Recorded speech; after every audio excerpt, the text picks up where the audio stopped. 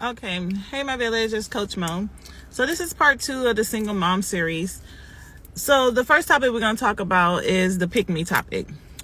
A lot of times, well, I had baby the non-traditional way. I had baby with my best friend. That's a whole nother story. But for those who had kids non-traditionally, I do agree that, yes, you do have some sense. Sometimes you see the red flags. I do admit that some of us women ignore the red flags. Like me, for example, I'm going to use myself, for example, because I have owned up to it. I've healed from it, and I take full ownership and accountability. I knew my best friend. I knew he was a hoe. I knew that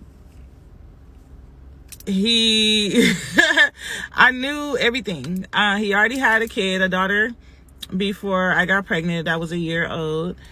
What I didn't know is that there was another girl pregnant at the same time I was pregnant. Our kids are literally 32 days apart, but that's a whole nother story.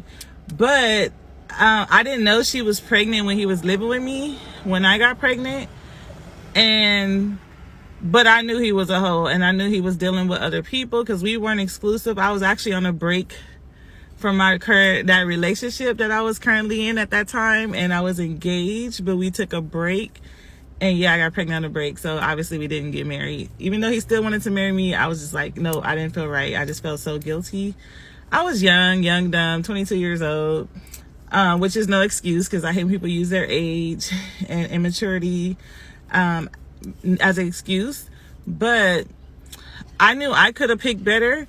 And of course, it was an unplanned pregnancy. I was on birth control, wasn't even supposed to be able to get pregnant. But that's a whole nother story as well, because I know a lot of people that got pregnant on birth control. But the point is, we know sometimes, not all cases, because being a parent coach, I do hear the fantasy story. This person was a perfect person until they got pregnant.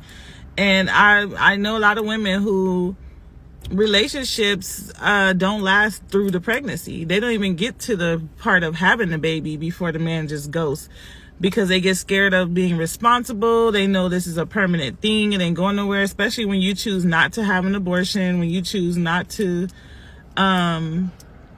do what they want after the fact, after everything has already happened. Like it's some easy thing, but that's a whole nother video.